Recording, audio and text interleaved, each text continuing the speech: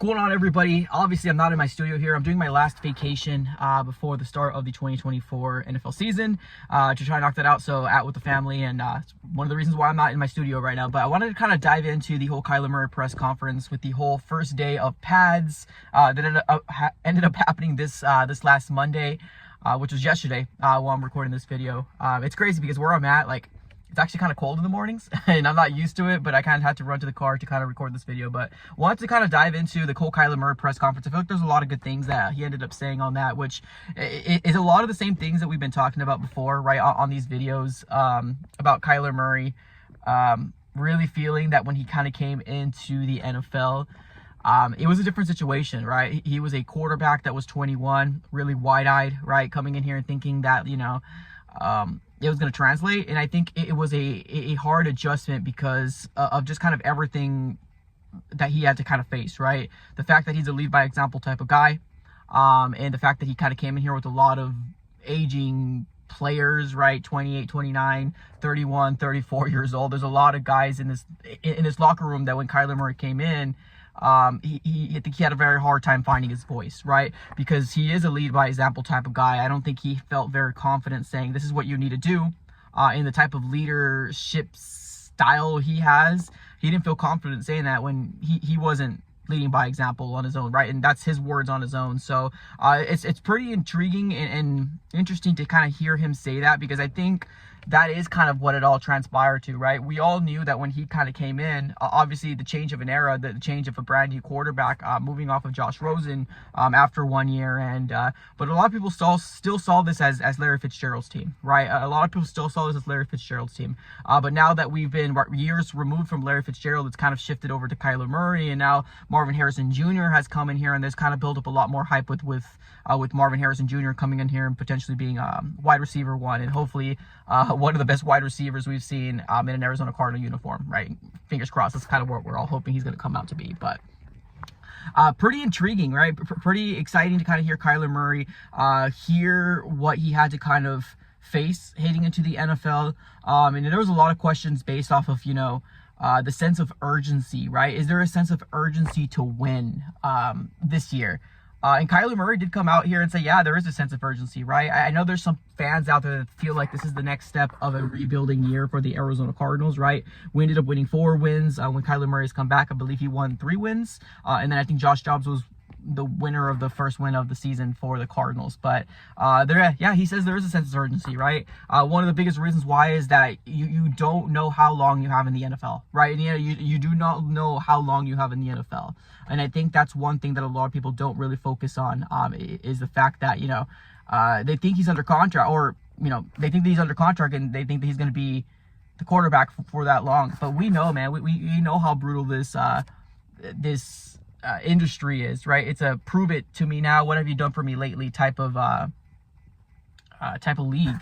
And I think Kyler Murray definitely acknowledges that as well. And this is exactly what he said when he was asked about the sense of urgency. So let's dive into that. For a while, you see how hard it is. Yeah.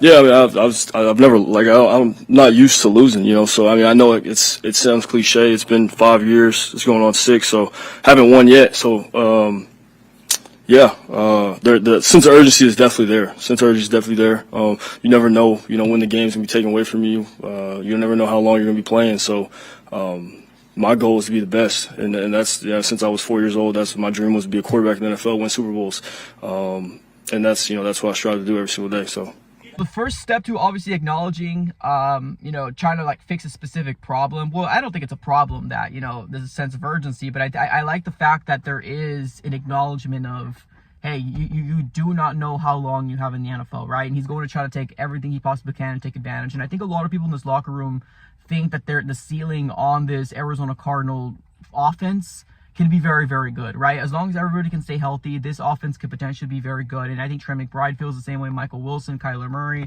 Marvin Harrison Jr. all feels the same way as well. So it's really cool to kind of see a lot of these offensive players really kind of finding their voice and all, you know, speaking and really feeling the same message that they can potentially be one of the a very good offense as long as everybody can stay healthy, right? But that's the big caveat, right? Can everybody stay healthy, right? Can James Conner stay healthy? Can Kyler Murray stay healthy? But I think right now there's a lot of optimism about this offense. offense. There's still a lot of unknown with the defense, but although when I've been to a lot of these training camps, the defense is the one been showing out more than the offense personally, but it kind of comes with the territory with the NFL, right? You never know what this offense really looks like for your team, except for like when you're heading into like week 2, week 3, maybe even week 4, right? Because sometimes offenses take a little bit to really gel, get the chemistry down, and really kind of come down to their to the offense that they're supposed to be for the season. And I think hearing Kyler Murray saying that it's very underrated about the chemistry, and a lot of people don't really focus on how important the chemistry and actually riding for your teammates is very important. And we've been talking about that for a bit.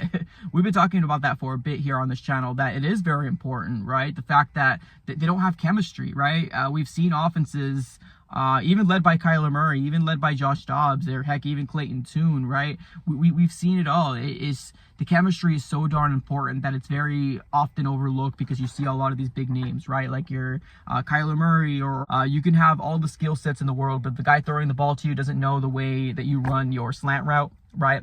If he doesn't know the way that you run your deep post, your curl route, your out route, your flat route, your screen, it doesn't matter. It doesn't matter at the end of the day. So it's very important that a lot of these offensive pieces have gotten together. And like Kyler Murray said, and we've seen proof here that Kyler Murray has flown out his offensive weapons / pieces to California, right, to do workouts. We heard Michael Wilson come out and say that they're pretty much practicing every weekend. And I think he said this before the start of training camp. Now, is that still happening? Maybe, right? We don't 100% know, but it's really exciting to see that Kyler Murray is taking that extra step, right? The evolution of the leadership of what Kyler Murray can potentially be. But this is the step that everybody needs to take in order for them to get better, in order for them to be one of the best offenses we know that they could potentially be. This is the missing piece. This is the missing ingredient for offenses to really get clicking, is the chemistry built amongst each other, right? Because a lot of people outside the Arizona Cardinal fan base,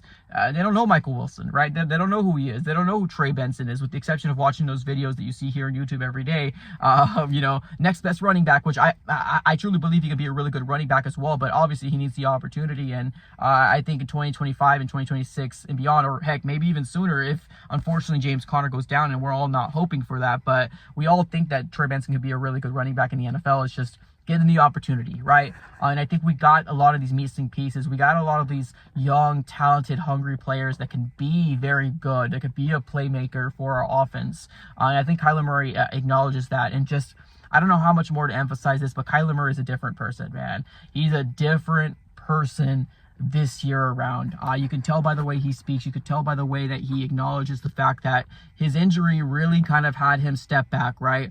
He doesn't like, not playing, and that was one of the first times in his career that he had to acknowledge the fact that, hey, he needed to be healthy for his team, for this organization, and to get better, he needs to take the steps outside the Arizona Cardinals organization, training camp, OTAs, all the things that they organize. He needs to take that extra step, and that's exactly what he did. So I'm really excited, man. This team's going to be very, very good. I think Kyler Murray acknowledges it. Marvin Harrison Jr., a hype around him. We all know James Conner can be one of the best running backs in the NFL if he can stay healthy. And I think it's just kind of one of those things where I think we're now starting to find Kyler Murray is now starting to find his voice with a lot of these young guys in the locker room. And then there was a question about Cliff Kingsbury. Here's the thing, like, it's so crazy because, like, a lot of people like to talk about, a lot of the old regimes after they're already kind of said and done. To me, I'm not going to come out here and kind of badmouth any of their old regimes. They're gone. They're no longer part of the Arizona Cardinals organization. Steve Keim, I hope nothing but the best for him. I think he's starting up his own company right now, so hopefully nothing but the best for him. Hopefully it works out. That's just kind of the way I feel about it. But there's a lot of people out there that like to kind of poke fun at the fact that, what they did. I don't care. I personally don't care. I'm looking forward and I want to kind of see what it is. But one of the questions was, how do you feel about, kind of working with your pet team compared to like the last regimes, right? And of course, Kyler Murray did the right thing. He didn't acknowledge the fact that he didn't mention Cliff Kingsbury once, but he did made it very, very apparent that he wants to make sure that Drew Petzing, our current offensive coordinator right now, that he said a lot of glowing remarks about him, right? About him being attention to the detail. And I think that's exactly what Kyler Murray loves, is the fact that Drew Petzing is attention to the detail. And he's got all that really drilled into Kyler Murray. So good for him, right? For not acknowledging what the media was trying to make a story out of with the whole last regime. We're all looking forward right now. We're all trying to see what Drew Petzing, Nick Rallis, and Jonathan Gannon can do for this organization. I think we're all excited about what can be with this 2024 Arizona Cardinals. But the start this last Monday, which was yesterday, the first start of the pads were on. Kyler Murray acknowledges that it's really cool to finally make a play, right? Especially because when you're seeing the training camp before, you're seeing a lot of people kind of pull back when it comes down to sacks or really put in their full effort. The pads are on now, and I think that there is a more satisfying thing that comes along with making a play, Kyler Murray said, and it makes absolute sense here. So super excited about it, ladies and gentlemen. What are your thoughts here on the latest press conference here from Kyler Murray? What stood out to you? Let me know here in the comments below. I appreciate you all for tuning in as always. Have a great rest of your day, and go Cards.